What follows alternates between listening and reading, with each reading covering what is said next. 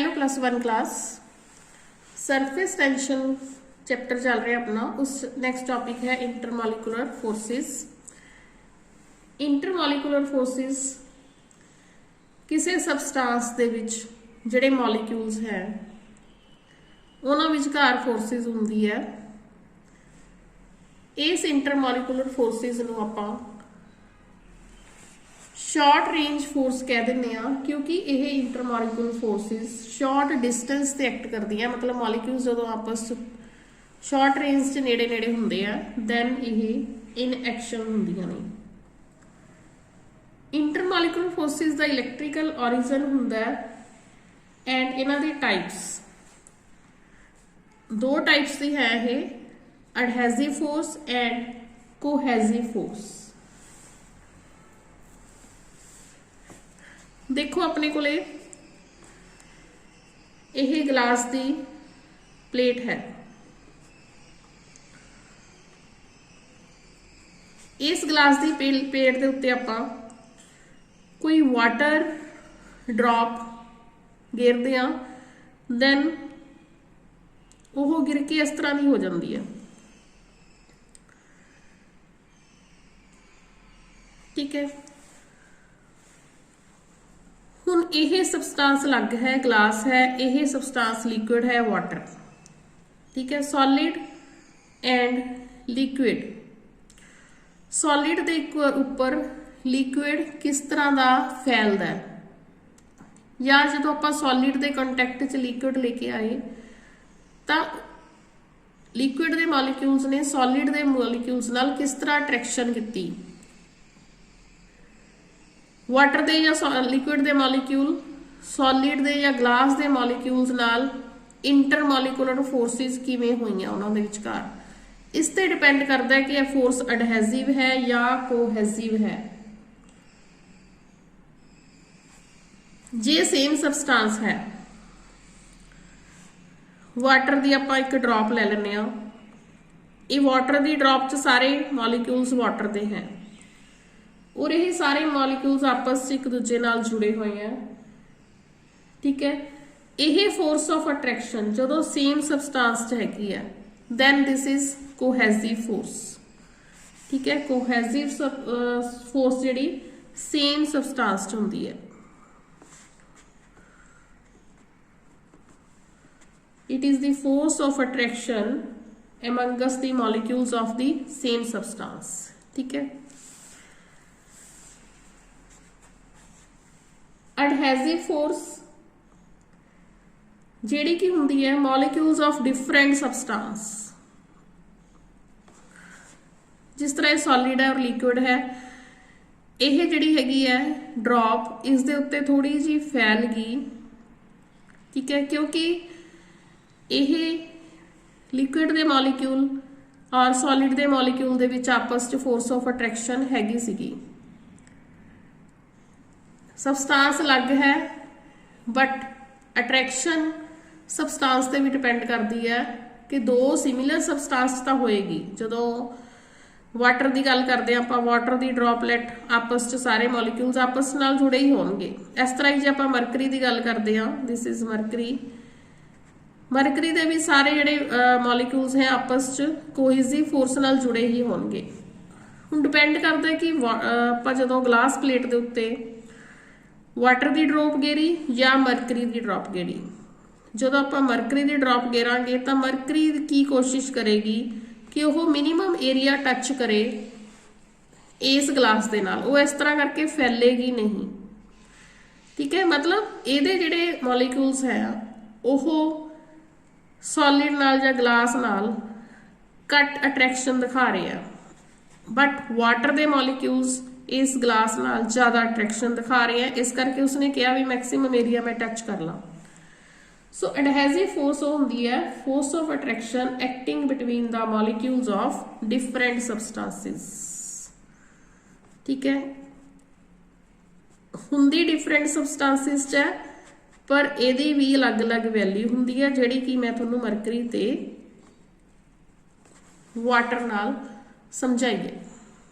ठीक है, adhesive forces different substances की फोर्स ऑफ अट्रैक्शन है, कोहेसिव फोर्स सेम सबसटेंस दे विच फोर्स ऑफ अट्रैक्शन है।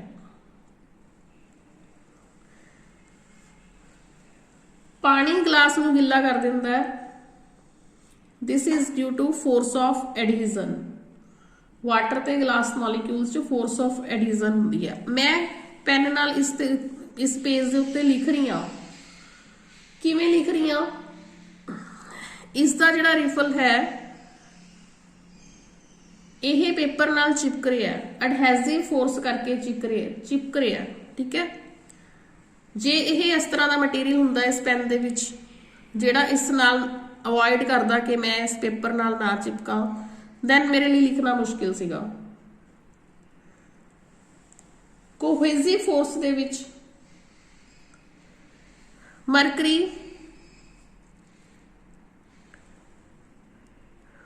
कदे भी गिलास नूं गिला नहीं करेगा। आपां कंटेनर दे विच पावांगे तो mercury does not wet the surface of glass container because इस मरकरी च आपस च ही फोर्स ऑफ कोहिजन जिहड़ी हैगी है बहुत ज़्यादा स्ट्रोंगर है। यह अवॉइड करेगा गिलास दे नाल चिपकना। सपोज करो इत्थे मैं एक गिलास रख के इस दे विच पाया मरकरी, वह अवॉइड करेगा मरकरी कि मैं इस गिलास दे नाल ना चिपका, क्योंकि एडहेसिव फोर्स इस दे विच घट है, इस दे विच कोहेसिव फोर्स ज़्यादा है।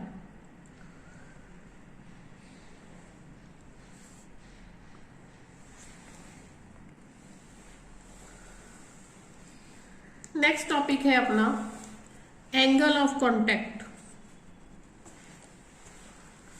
जनरली आप देखते हैं जदों किसी लिक्विड नूं आपां किसी सरफेस नाल टच कराने आ तो वह एक कर्व शेप दे विच टच करता है, ठीक है।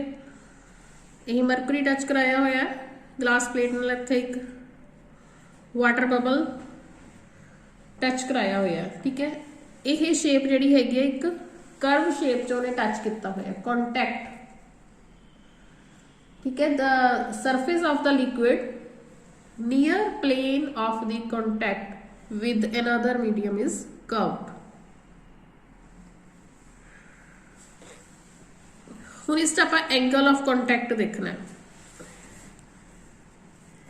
तुसीं देख लो इत्थे यह जिहड़ी सरफेस है सॉलिड है, ठीक है। This is liquid and in between is air. इत्थे एयर है, सारे किथे एयर है, राइट। हुण एंगल ऑफ कॉन्टैक्ट की डेफिनेशन च जे देखिए आपां किहड़ा एंगल लेना, the angle of contact between a liquid and solid. Main गल है भी आपां लिक्विड ते सॉलिड च लेना है, ठीक है। लिक्विड ते सॉलिड दे विच आपां एंगल ऑफ कॉन्टैक्ट किस तरह लै सकते हैं, दिस। हुण आपां इस एंगल किहड़ा लवांगे, इधरला लवांगे या इधरला लवांगे।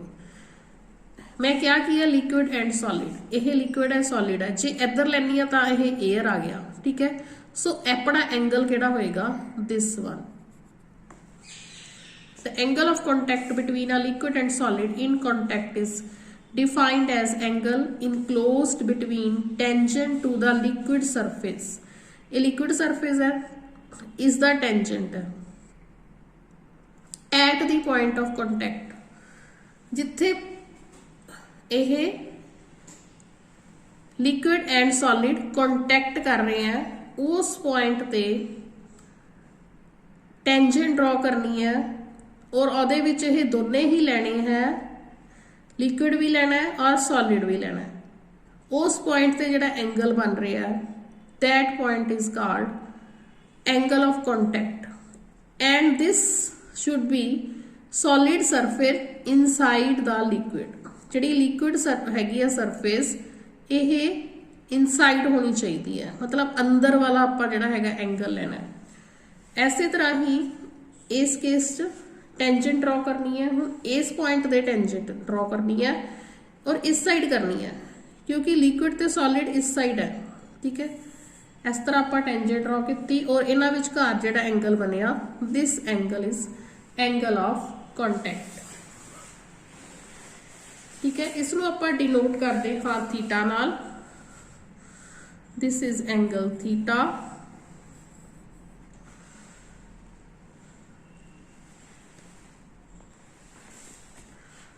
इस च तुसीं देखो आपां 3 टाइप्स के सरफेस टेंशन देख सकते हैं।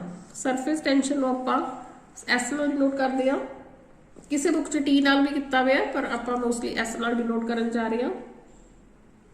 3 सरफेस है, लिक्विड, एयर एंड सॉलिड। इसे दे अकॉर्डिंग आपां 3 टाइप्स के सरफेस टेंशन लवांगे, एस एल ए जदों लिक्विड एयर नाल कॉन्टैक्ट है। ठीक है, इत्थे लिक्विड एयर नाल कॉन्टैक्ट है, दैन इन्हां विचकार सरफेस टेंशन होएगा एस एल ए। एक होएगा एस एस ए जदों सॉलिड एयर नाल कॉन्टैक्ट है, सॉलिड एयर नाल कॉन्टैक्ट है। ठीक है, एक होएगा एस एस एल सॉलिड ते liquid. This is solid, this is liquid. एनी जी जगह ते जिथे तक ये कॉन्टैक्ट हैगा, क्योंकि इससे ज्यादा है कॉन्टैक्ट, ठीक है, दैट विल बी सॉलिड ते लिक्विड दे विचकार सरफेस टेंशन। राइट, हुण इस ये देखा गया कि जिहड़ा सॉलिड ते लिक्विड दे सॉलिड ते एयर दे विच जिहड़ा सरफेस टेंशन है वो लैस दैन होएगा सॉलिड ते liquid they which surface tension plus surface tension of liquid and air. ठीक है, सॉलिड ते एयर दे विचकार जिहड़ा सरफेस टेंशन होएगा ओह सॉलिड ते लिक्विड ते एयर दे विचकार जिहड़ा सरफेस टेंशन है उहदे प्लस तो लैस होएगा।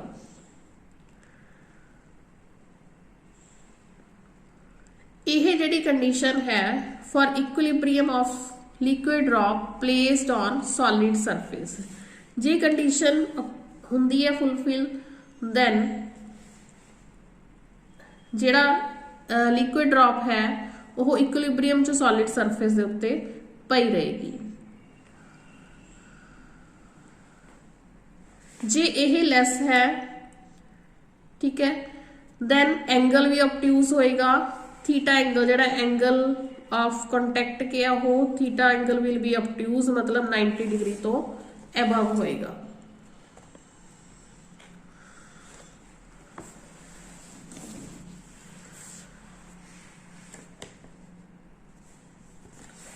और जे ये ग्रेटर आ गया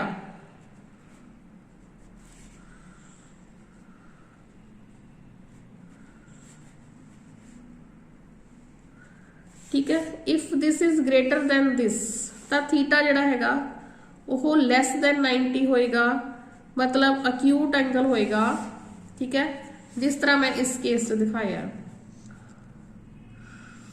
इस केस दे विच molecules of the liquid are strongly attracted to those of solid. ठीक है, स्ट्रोंगली अट्रैक्टेड होए ताही जिहड़ा हैगा होए वाटर दी जिहड़ी ड्रॉप सीगी ये सॉलिड दे उत्ते फैल गई।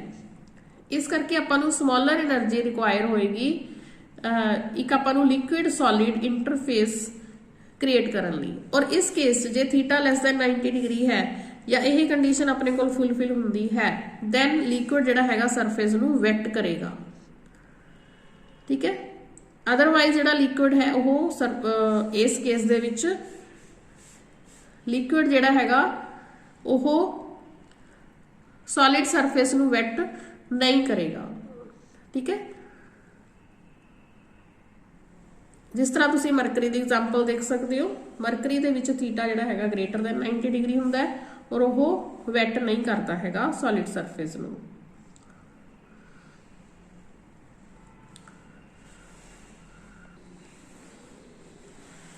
So knowledge of the value of angle of contact will determine angle of contact नाल ही आपां नूं पता लगेगा कि whether a liquid will spread on the surface of a solid or it will form droplets on it।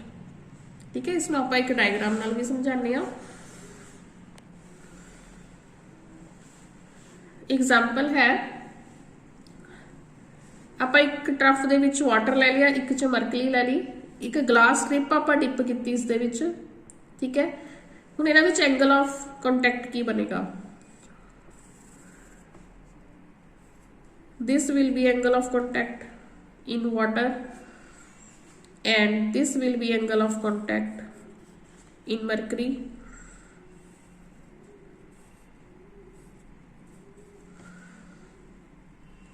ਹੁਣ value of angle of contact किस ते depend करती है, nature of liquid and solid in contact, ठीक है। यह solid surface liquid surface they in contact है, right. ਹੁਣ ਇਹ डिपेंड करेगा भी ये सॉलिड किस तरह का है और ये लिक्विड किस तरह का है। उस तो बाद इस एंगल ऑफ कॉन्टैक्ट की वैल्यू डिपेंड करती है medium which exist above the free surface of the liquid. इस लिक्विड के अबव केड़ी फ्री सरफेस है, ठीक है, उस पर डिपेंड करता है।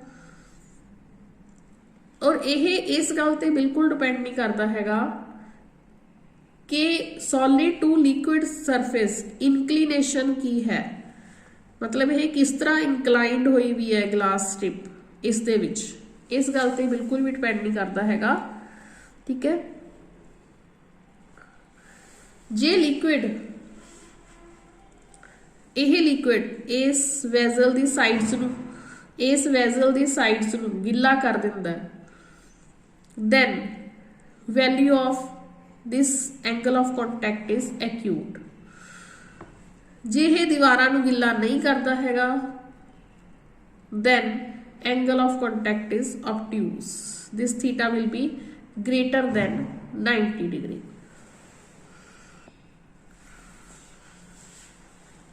सो बेटे यह सी अपने अज का topic adhesive force, cohesive force and angle of contact. Next video next article आप जल्दी ही मिलते हैं बेटा। Till then take care.